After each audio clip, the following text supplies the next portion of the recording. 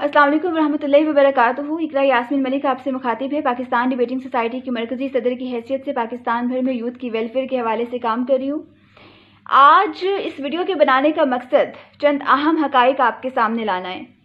1995 में मेरे वालिद जो कि सरकारी मुलाजमत से ट्रांसफ़र होके सूंस कैसर से रब्वा आते हैं और मेरी जाए पैदाइश रब्वा ही है। रब्वा वो शहर है जो पाकिस्तान का हिस्सा होते हुए भी पाकिस्तान का हिस्सा नहीं है, क्योंकि यहाँ के लोग आईने पाकिस्तान को तस्लीम नहीं करते हैं।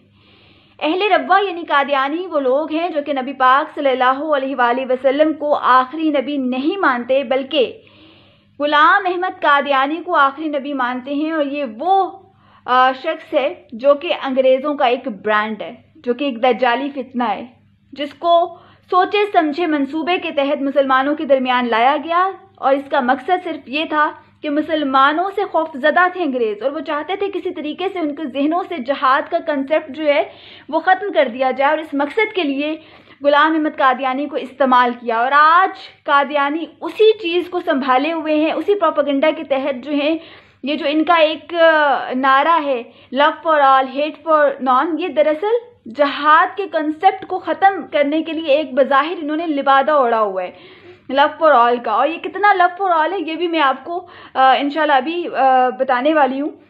अच्छा, ये जो गुलाम अहमद कादियानी अपनी किताब रूहानी खजाइन में लिखता है, जिल्द नंबर 18 और सफ़ा नंबर गालिबन 207 है, बेशक कुरान मजीद में मुझे ही अहमद और रसूल कहा गया, मोहम्मद और रसूल कहा गया। फिर लिखता है कि सच्चा खुदा वो है जिसने कादियान में अपना रसूल भेजा।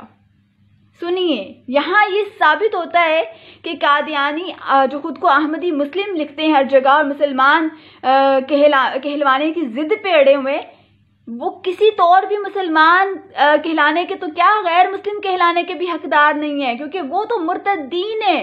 वो मुर्तद जिनके खिलाफ हज़रत अबू बकर सिद्दीक़ रज़ियल्लाहु अन्हु ने जिहाद किया।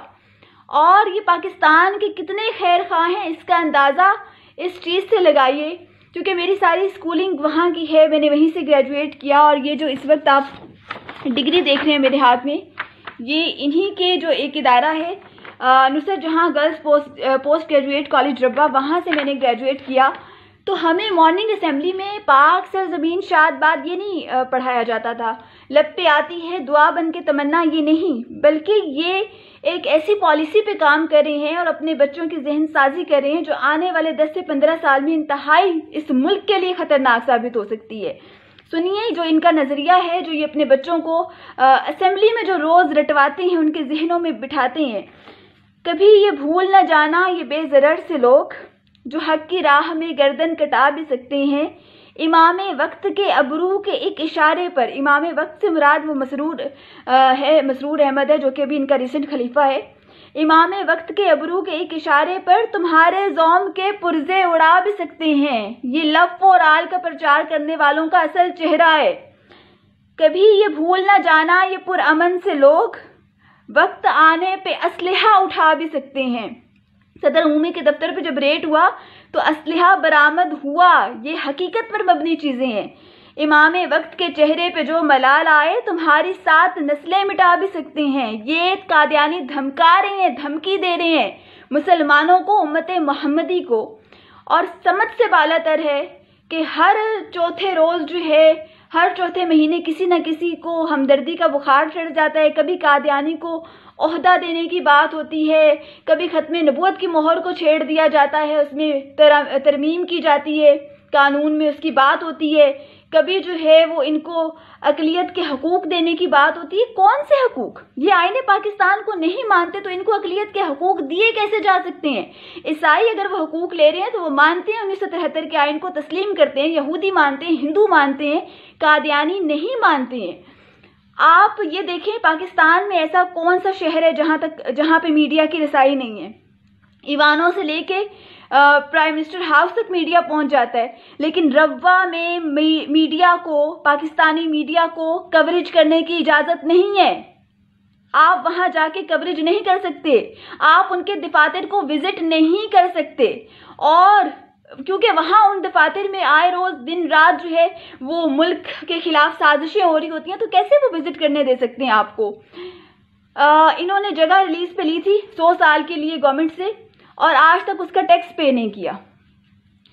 آپ یہ دیکھیں، ربوہ سے لے کر احمد نگر اور اس سے آگے لالیاں اور سیال موڑ تک یہ زمینیں خرید چکے ہیں اور وہاں اپنی بستیاں بسا چکے ہیں، ملک بھر میں اپنے لوگوں کو لا کر کے آباد کر کے اور ایک مضبوط اپنا نیٹ ورک بنا رہے ہیں۔